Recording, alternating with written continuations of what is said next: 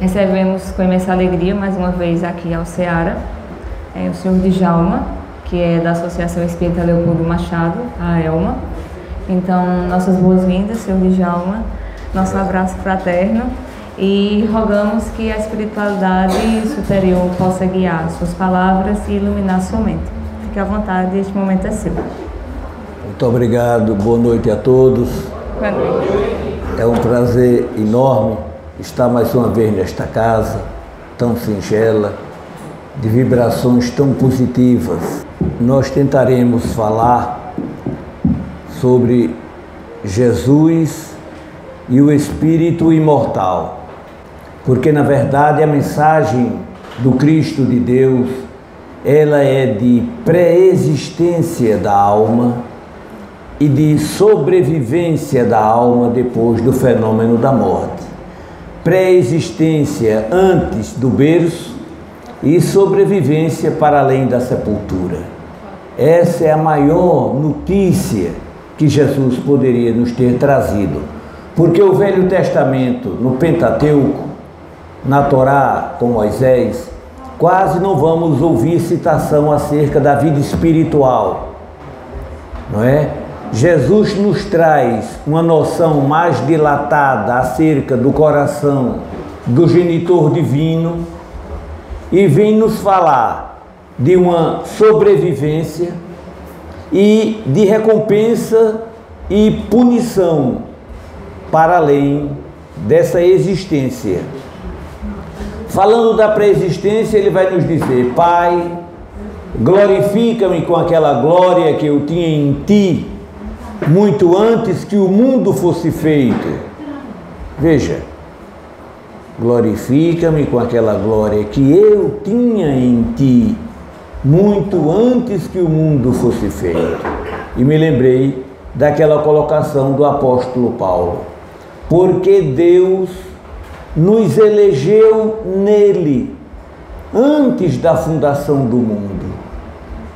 Na política passada, nós elegemos candidatos porque eles existiam.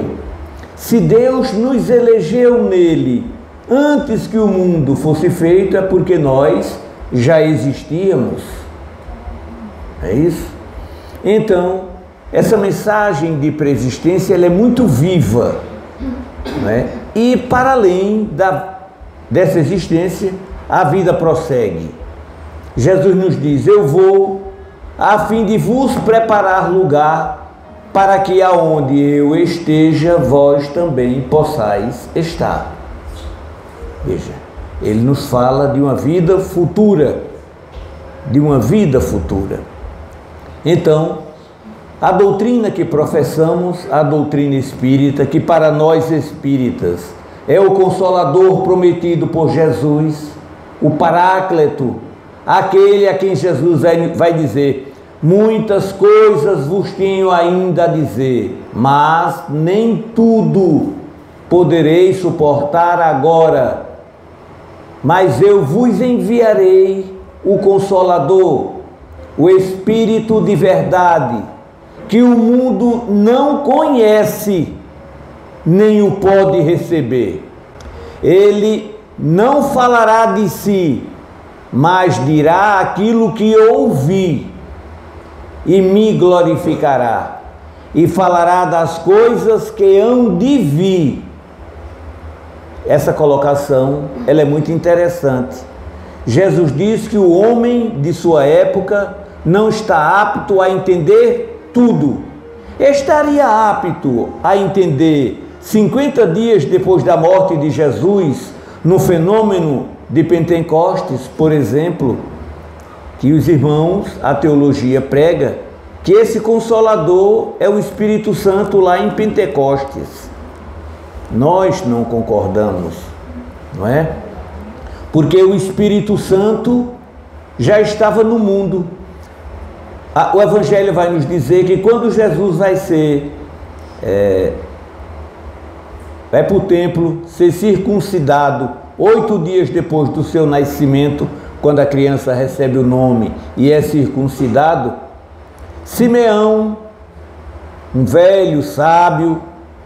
O Espírito Santo leva a conhecer o menino, ele toma a criança nos braços.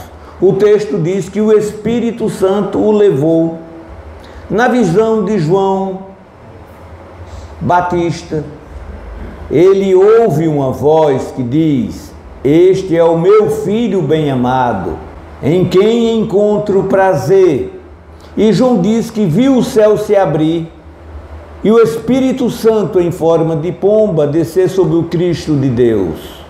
Mas Jesus diz, falando do Consolador, do Espírito de verdade, que o mundo não o conhece, nem está apto a recebê-lo. Mas esse Consolador só virá se eu me for. E aí nessa passagem ele diz que o Espírito de verdade não falará de si, mas dirá aquilo que ouvir. Ouvir de quem? É uma pergunta.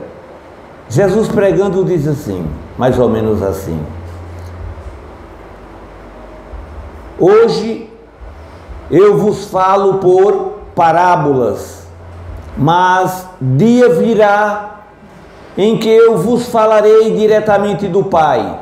Algumas traduções dizem: eu vos falarei acerca do Pai. E outras dizem: vos falarei do Pai.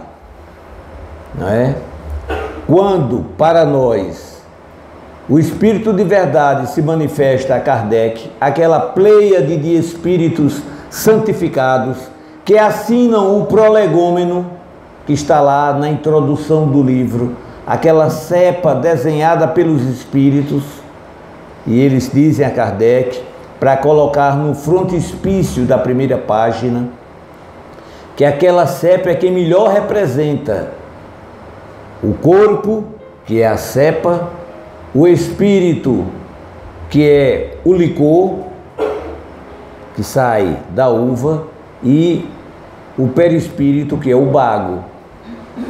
Então, a doutrina que nós professamos, ou melhor dizendo, no prolegômeno, os espíritos dizem a Allan Kardec: ocupa-te com zelo e dedicação do trabalho que iniciaste com o nosso auxílio. Este trabalho é nosso. Nele depositamos as bases do novo edifício que se eleva e deve um dia abrigar todos os homens num só sentimento de amor e de caridade. E recomenda: mas antes de o publicares, reveluemos juntos. Reveluemos juntos. Então, para nós, a doutrina espírita é o Consolador prometido por Jesus, porque ele não diz nada de novo, ele só lembra o que Jesus havia dito e aprofunda o tema, porque é a doutrina espírita, que é a doutrina dos espíritos, a doutrina dos anjos do Senhor, porque espiritismo é a doutrina dos anjos. Kardec chamou-os de espíritos porque a teologia já os chamava de anjos. Eles vêm lembrar aquilo que Jesus havia dito do Consolador. Ele vos falará das coisas que hão de vir, abre um parêntese, depois da sepultura.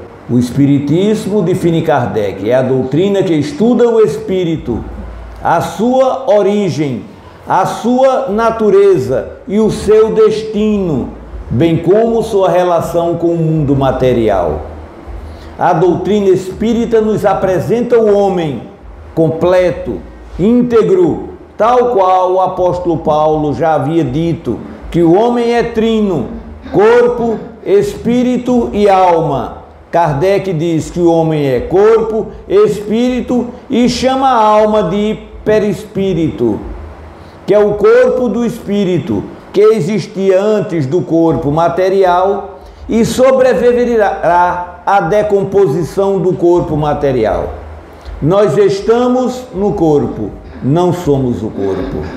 Estamos e quem está pode deixar de estar a qualquer momento, sem que com isso altere a existência do mundo espiritual que é preexistente e sobrevivente a tudo. Ao apresentar o perispírito, que existem mais de 280 denominações para esse corpo que já foi estudado e descoberto e percebido por historiadores e por filósofos ao longo da história, Paulo chama de corpo espiritual, não é? E que os russos descobriram esse corpo e batizaram-no com o nome de corpo de plasma gel, corpo de plasma gel, não é? Que é nada mais do que um nome para a alma que sobrevive à morte e à decomposição do corpo físico. Nós não fazemos confusão entre o corpo perecível porque a decomposição é lei de Deus. Ninguém nunca viu nem verá um defunto decomposto se levantar. Por quê? Porque a vestimenta carnal é para a dimensão carnal. O homem será transformado, o seu corpo imperecível, incorruptível, de que nos fala o apóstolo Paulo, esse a morte não pode matar, porque Deus não mata seus filhos. Então a mensagem de Jesus, ela é clara, ela é viva, ela transborda em sabedoria, em luz de imortalidade. Jesus vem nos dizer que todos nós, a teologia faz diferença entre criaturas e filhos. Filhos são geralmente os que estão no templo, seja qual for a denominação, e que um dia será arrebatado. Toda a igreja será arrebatada com o corpo físico que nós não admitimos para a dimensão material. O apóstolo Paulo, ele é claro quando nos diz: nem sangue, nem carne, nem sangue herdarão o reino dos céus, entrarão no reino dos céus, porque essa vestimenta é própria para a dimensão do lado de cada vida. Mas como nós tínhamos um corpo antes desse, esse perispírito, que Kardec, como era um botânico, ele chama no abacate, por exemplo, no caroço e a polpa tem uma membrana que envolve o abacate, aquilo é o perisperma. Kardec chama o invólucro do corpo do espírito, porque o espírito propriamente dito, como eles ensinam, os espíritos, é uma chama de luz, é uma centelha de luz, é uma fagulha de luz. O nosso íntimo ser, ele é lucigênito. Ele é feito da mesma substância de que é feito o Espírito de Deus. O homem foi feito à imagem e semelhança de Deus, que a teologia tomou quanto à forma física, limitou o ilimitado, porque Deus não pode ter corpo circunscrito, limitado. Ele é o infinito. O infinito está aí para fora, se expandindo. Aliás, a expansão do Big Bang, porque Georges Lemaitre, o padre que criou o Big Bang, que descobriu o Big Bang, ele era astrônomo, físico e astrônomo, e um profundo conhecedor do hebraico, do aramaico. E na Primeira Guerra ele estava naquela trégua com a Bíblia estudando, e ele nota que a Bíblia no Gênesis diz, falando da criação, que Deus criou a expansão. Eu tenho uma tradução exaustiva da Bíblia, né? Todas as palavras da Bíblia, a preposição, artigo, está tudo lá. É um livro grosso e largo, mas está tudo ali. E um dia eu procurando e Deus criou o firmamento.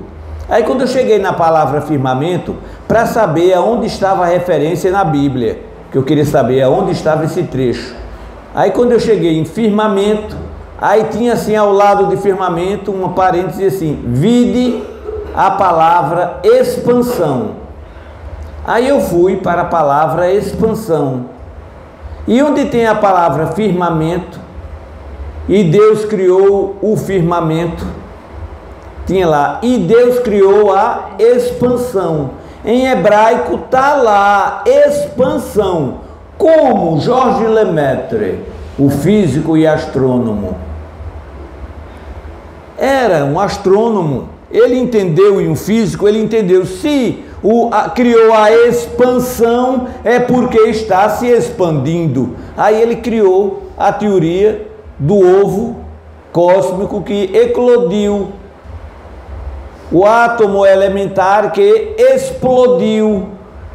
Para estar em expansão, ele teve um princípio, talvez uma explosão. E ele escreve um artigo sobre o tema. Um colega seu contesta a teoria de Lemaitre e chama essa teoria de Big Bang, a grande explosão. Foi a palavra que prevaleceu. Poucos sabem, entretanto, que ela está na Bíblia. É um ensinamento bíblico. É a Bíblia que nos diz que o universo está se expandindo. Se expandindo. Quando Lemaitre apresentou ao Papa a teoria, se não me falha a memória, não sei se era João 23 ou se era o Papa Paulo VI, eu não me recordo no momento, o padre disse, mas meu filho, e não disse Deus faça-se a luz e a luz foi feita, ele disse justamente, a luz é da explosão, não é? Que é aí a grande teoria, né? Mas quem promoveu o movimento para a grande explosão, para a eclosão de tudo isso? A fonte eterna das origens, o Criador do infinito. Então, Jesus vai nos dizer isso, que a nossa origem ela é divina.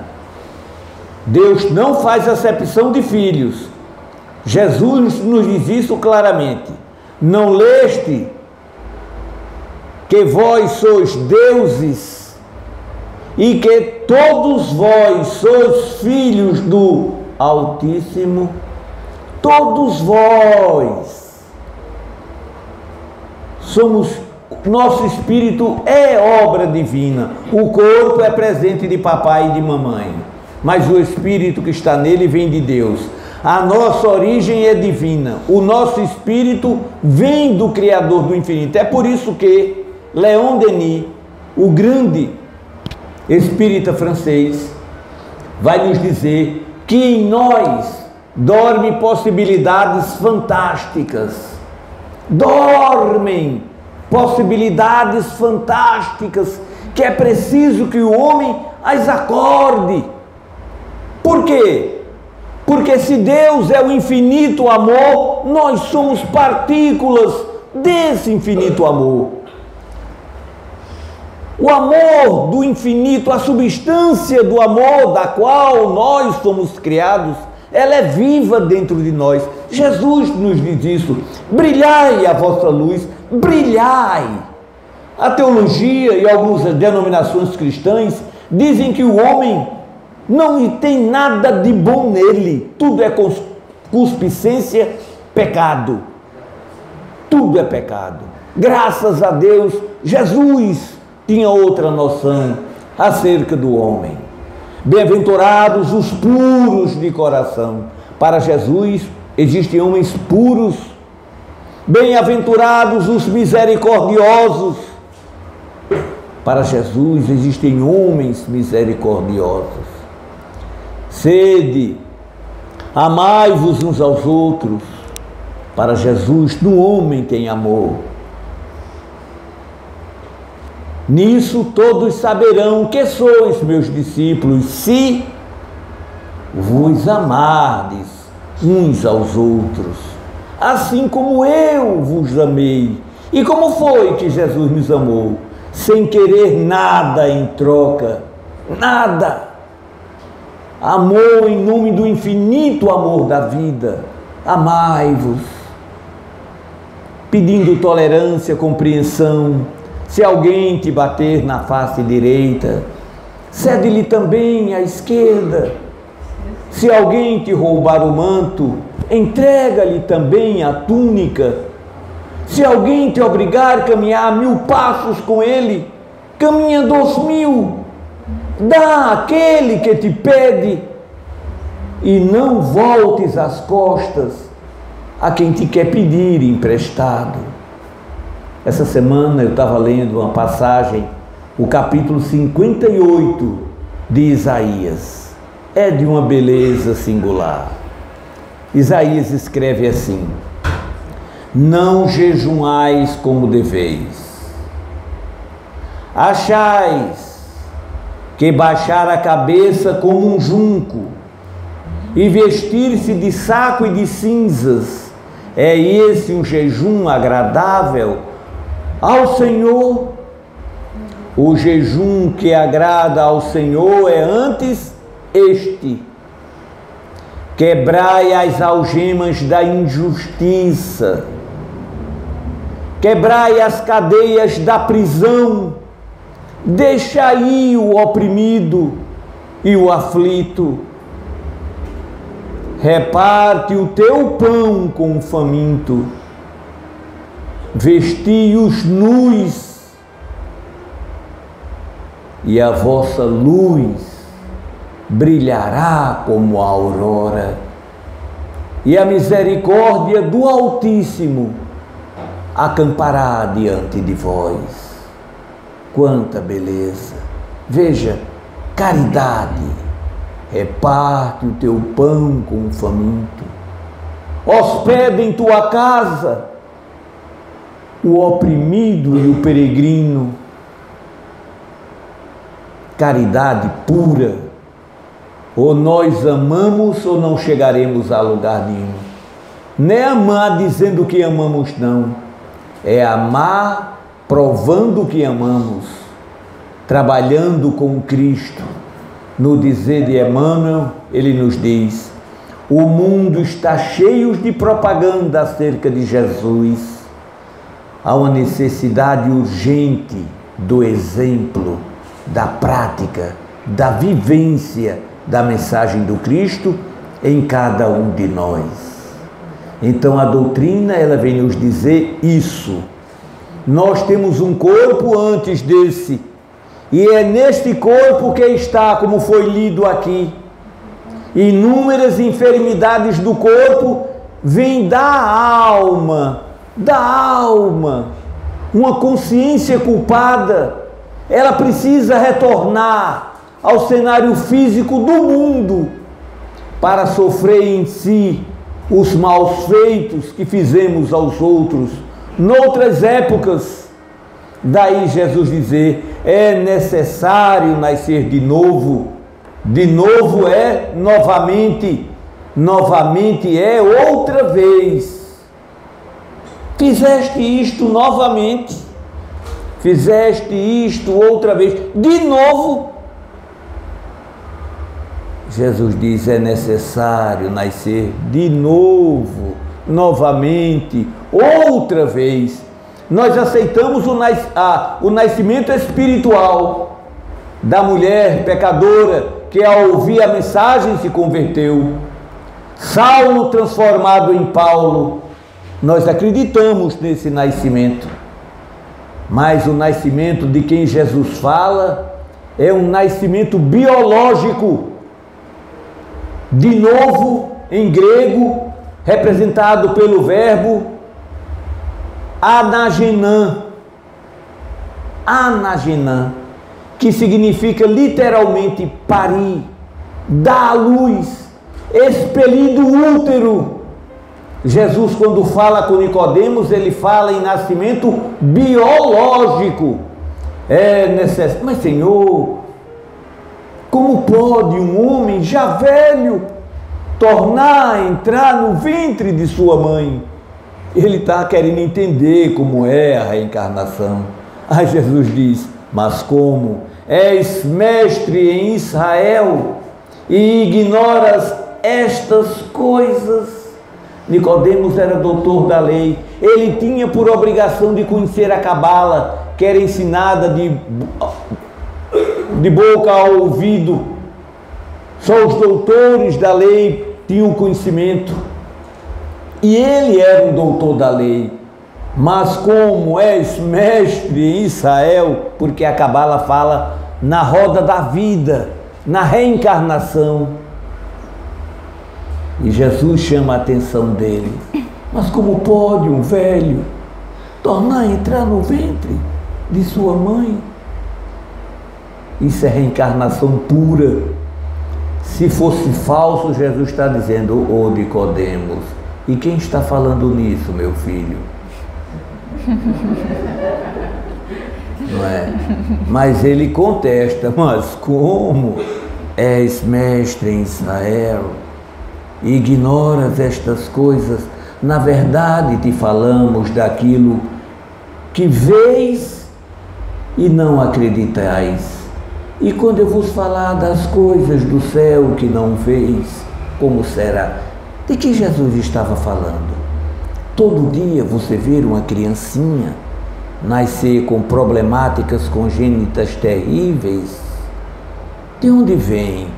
Se os outros irmãos são todos perfeitos, por que aquele nasceu com deformidade tamanha? De onde vem isso? É disso que Jesus fala. Eu vos falo de coisas que veis e não me acreditais. E quando eu vos falar das coisas do céu que nem veis, nem imaginais como são, como poderás me acreditar?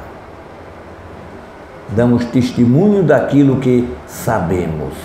Esse mestre do amor, esse mestre da luz, esse mestre da misericórdia e da compaixão, veio de esferas que a nossa imaginação é incapaz de conceber, porque nunca estivemos por essas bandas, não entendemos o que é isso. Eu vos enviarei o Consolador, que não falará de si, mas dirá aquilo que ouvi, e vos fará lembrar das coisas que eu vos tenho dito. Né? Jesus, quando descem da transfiguração, quando aparecem Moisés e Elias dialogando com Jesus em espírito, porque Jesus era espírita. Jesus dialogava. Outro dia eu disse ao pastor, ele que quase cai no chão batendo, porque eu disse a ele que Jesus se comunicava com mortos numa sessão espírita em pleno Monte Tabor. Lucas descreve essa passagem com uma beleza singular. 8 dias depois daqueles acontecimentos, tomou Jesus consigo Pedro, João e Tiago, e com ele subiu ao monte. E depois de tendo orado, eis que apareceram conversando com eles Moisés e Elias, 2 defuntos ilustres da raça. Moisés 1300 anos para trás, Elias 900 anos para trás. E o texto diz: vinham esclarecê-lo a Jesus acerca dos acontecimentos que estavam próximos. Pedro disse: "Oh meu Senhor, o Senhor quer que eu faça 3 tendas a fim de que eles se hospedem?" Era uma materialização fantástica. O texto diz que seu rosto ficou branco como a neve e de uma beleza singular, expelindo luz. 3 entidades ilustres. Quando eles desceram, os discípulos fizeram uma pergunta instigante a Jesus: Senhor, Senhor, por que dizem os escribas, que eram reencarnacionistas, que é preciso que Elias venha antes do Messias? Porque, na verdade, a pergunta dos discípulos é muito interessante. Eles disseram: mas Senhor, se os profetas dizem que o Senhor é o Messias, E os profetas diziam que Elias deveria vir antes do Messias. O que é que está fazendo Elias ali em corpo espiritual? Não era para ele estar no mundo, não. Se o Senhor é o Messias, a pergunta que eles fizeram a Jesus foi essa.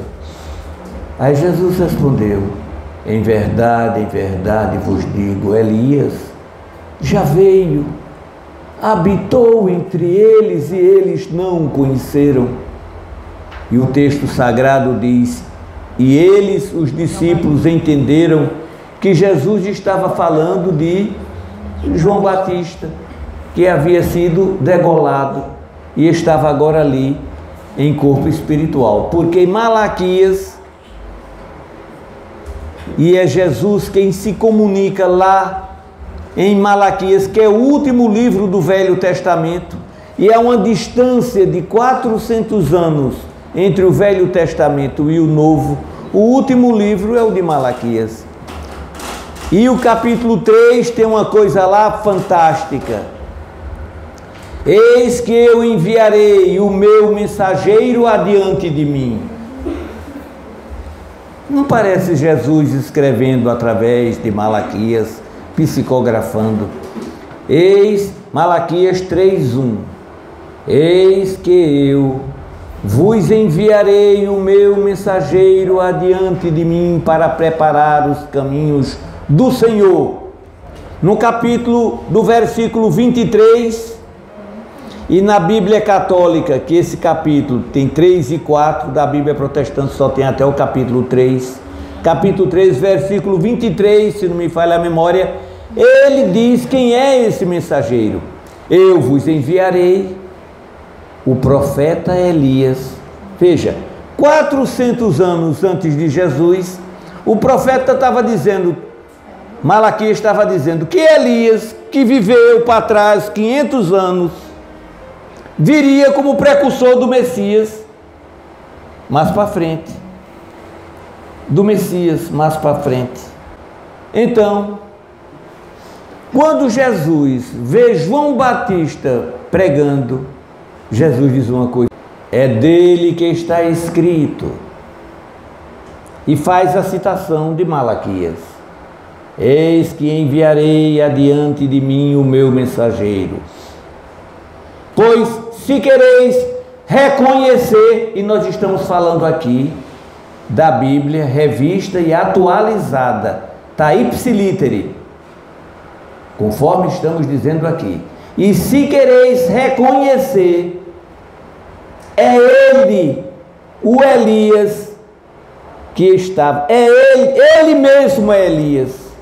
O Elias é na tradução, nas outras traduções, revista, corrigida, mas na revista e atualizada está: se quereis reconhecer, ele mesmo é Elias.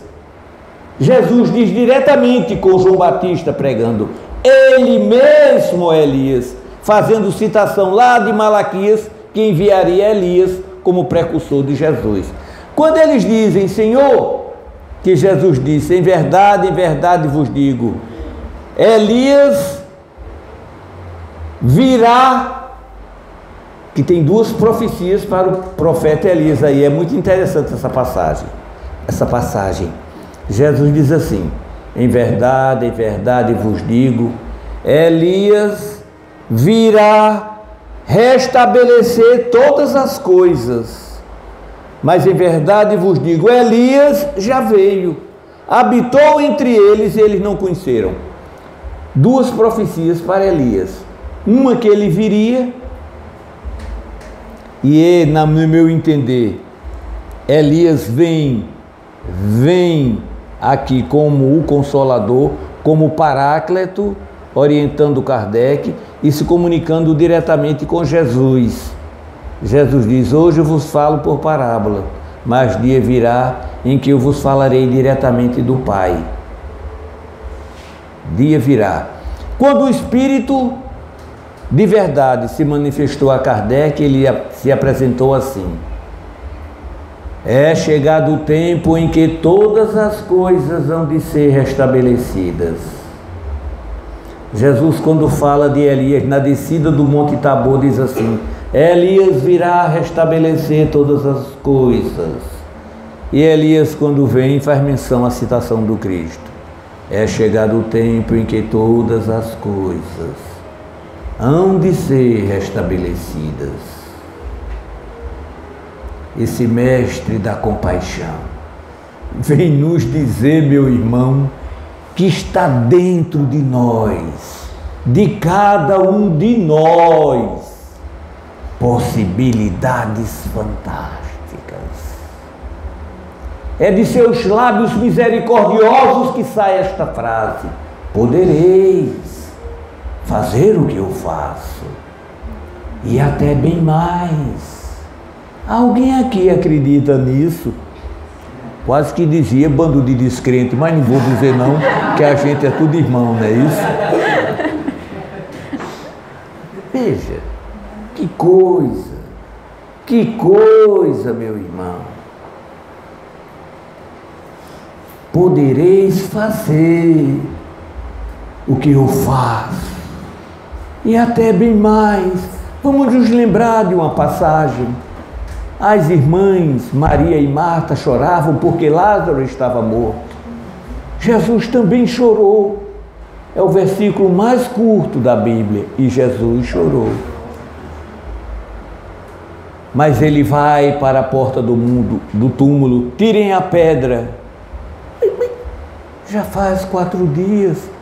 Ele já cheira mal. Homem, obedeça, ele não está mandando tirar a pedra, eu não estava lá não.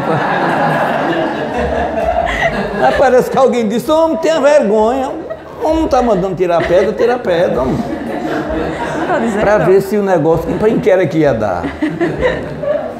Jesus eleva o pensamento ao infinito e faz uma prece de infinita beleza. E quando conecta-se com as forças poderosas da vida, o Evangelho registra uma fala dele fantástica: Lázaro, vem para fora! Eu não sei porquê, mas me arrepiei todo mundo. Que coisa fantástica! Pois nem que Lázaro veio. Veio, obedeceu, tá vendo? E Kardec diz assim: se Lázaro estivesse realmente morto, os laços que prendem o espírito ao corpo já estivessem desatados, o espírito liberto e o corpo na tumba.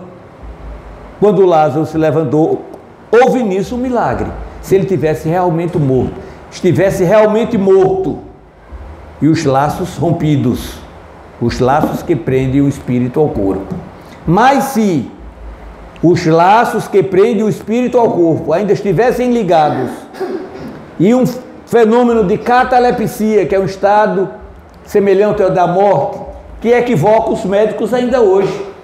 O médico diz: está morto, mas não enterra agora não, viu? Daqui a 24 horas, viu? Porque ele pode voltar. Se o laço estiver preso ao corpo. Uma voz imperiosa ou uma carga magnética fantástica, falo, levantar-se. A carreira é grande. Hein? A carreira é grande. É grande. E essa vem para fora. Homem. Lazoxim, parece que estão chamando eu. Aí saiu, graças a Deus. Né? Então, o espírito não morre. E como ele vem criado por Deus, o corpo é criado por papai e mamãe.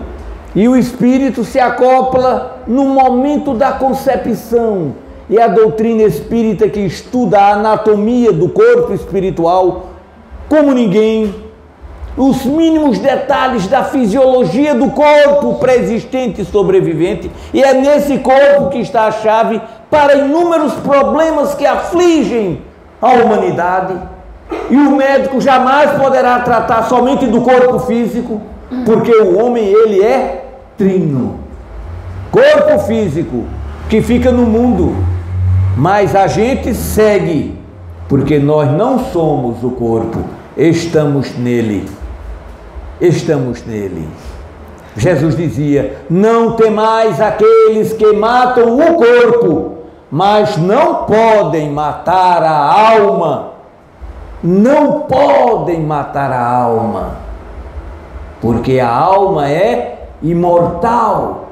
Os espíritos nos dizem que o espírito é imortal, ele não tem fim, apesar de ter tido princípio. Schopenhauer dizia: só é imortal aquele que nunca teve princípio. E como Schopenhauer era contemporâneo de Kardec, que os espíritos dizem que o espírito é imortal, aí Kardec contesta: mas ele não teve um princípio? E o espírito de verdade diz a ele: por ora, só é isso que te podemos dizer. Crede, o espírito é imortal. Nunca morre, nunca se acaba. E um dia nós brilharemos tal qual Jesus brilhou às portas de Damasco. Na carta de Paulo a Teófilo, ele vai dizer: ó Teófilo, era uma luz mais resplandecente do que a luz do sol. E um homem que falava em hebraico me perguntou: Saulo, Saulo, por que me persegue? Quem sois vós, Senhor? Quem sois vós? Eu sou Jesus. E aí a ficha caiu no apóstolo. Em Saulo, ele entendeu que Estevão era que estava com a razão. Estevão, que ele matou a pedradas sob o seu comando. Pedro, João, Tiago, todos aqueles da igreja estavam certos. O Messias da raça havia voltado, havia chegado ao mundo. Ei-lo ali, de uma beleza singular diante de seus olhos.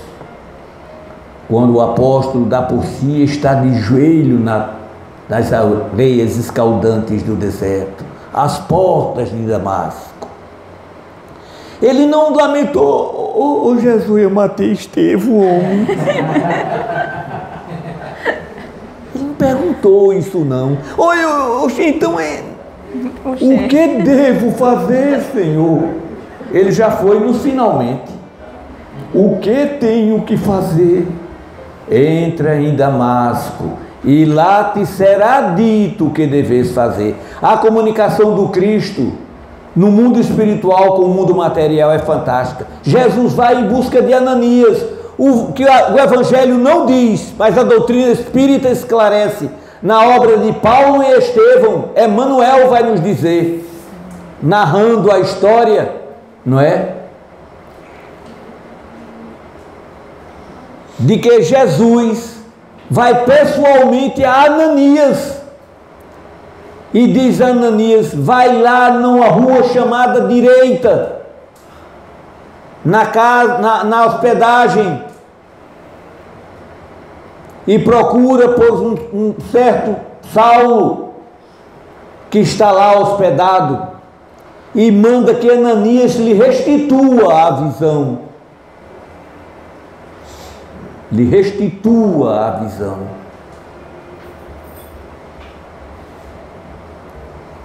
Então, ouvir do Cristo, ele morto e sepultado, volta do reino da morte para dizer que a sepultura é uma porta que se abre na direção da vida, que Deus não nos fez para a morte, mas para a glória, para brilharmos tal qual o sol brilha, porque isso é da nossa íntima essência, do nosso íntimo ser.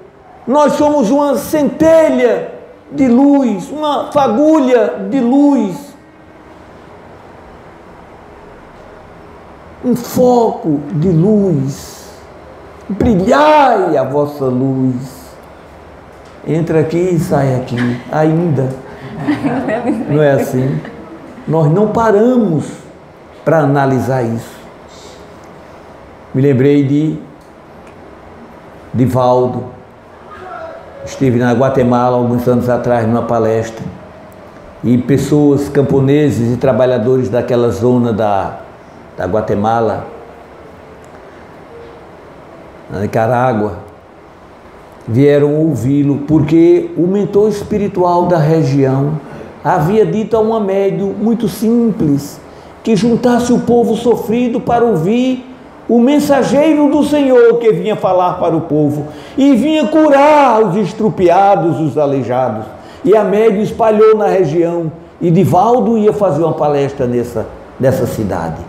E o mentor espiritual do povo da região mandou juntar o povo e foram para lá ouvir Divaldo.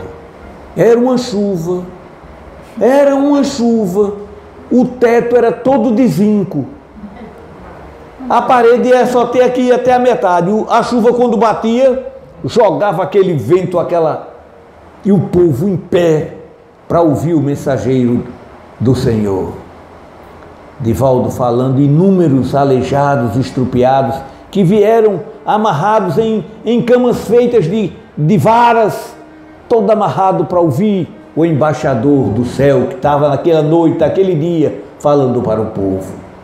E quando Divaldo estava falando, o mentor espiritual da região, em espírito, entrou. Divaldo o viu, e ele então começou, mente a mente com Divaldo, mandando flashes da história do povo daquela região.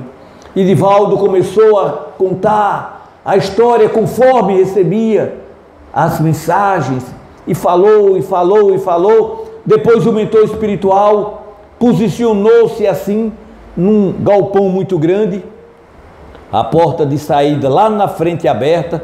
Ele abre os braços, e Divaldo disse que partiu como uma seta de luz. E aquela luz que ficou caía como chuva sobre o povo.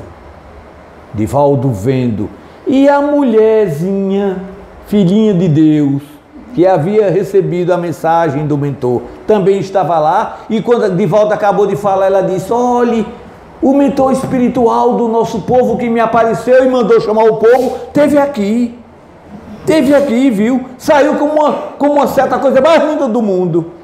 A mesma coisa que Divaldo tinha visto. Aí um paralítico disse: ele disse que o Senhor ia curar nós. Divaldo acocorou-se, foi falar com ele. Aí Joana de Ângeles disse: meu filho, põe a mão na testa desse homem e manda ele se levantar. Aí Divaldo disse: minha irmã, pelo amor de Deus, eu não comi uma lasca de rosbife que não tinha tamanho. A senhora mandando eu botar a mão, faça isso, meu filho. Colocou a mão na testa de Divaldo, e Divaldo colocou a mão na testa do irmão. Levante-se em nome de nosso Senhor Jesus Cristo. O homem fez um esforço, puxou uma perna por um canto, puxou para outro, ficou em pé. Divaldo disse: ninguém dava um pio. Se fosse por aqui, ai, vige. Milagre. Ninguém dava um pio. Levantou-se, ficou em pé. O outro disse: agora eu. Divaldo disse que sentiu uma emoção tão grande que teve a impressão que o coração fosse sair pela boca. Mas o que é isso? Podereis fazer o que eu faço. Ele já tinha consigo respaldo para fazer isso, como Joana disse que cada um de nós temos. Essas possibilidades estão dormindo, elas são reais, elas existem dentro de nós. Mas a nossa fé é de fazer vergonha. Está menor do que o salário do professor. Né? É preciso despertar, como diz Leon Denis. Essas possibilidades são nossas, elas são reais, elas existem. Uma vez, eu menino, foi um dia desse, graças a Deus, eu brincando na casa dos meus pais, pelo lado de fora, e tinha aquelas portas que era uma parte cerrada no meio, uma parte fechada e a outra aberta. E eu brincando do lado de fora, a mamãe abriu, eu fui catucá-la, e quando ela fechou a porta, prendeu meus dedos, eu dei um grito de guerra, infeliz.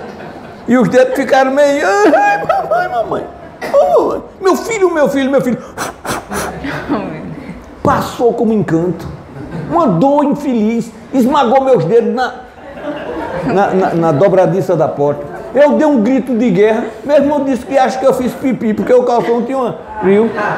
O calção tinha uma marca lá que passou até que não tinha. Que não tinha. Pois é. Então, aquilo, o que é aquilo? O que é aquilo? É o hálito curador que uma mãe possui. Uma mãe que ama o filho, ela tem possibilidades fantásticas, como o pai também, como a tia, como o irmão.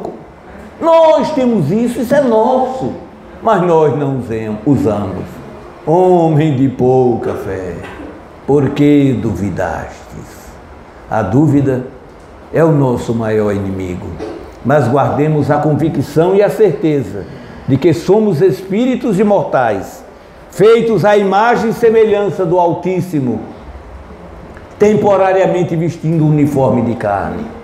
Mas a morte jamais nos alcançará, porque Deus não nos fez para a morte, mas para a glória, para a vida que nunca, nunca se acaba.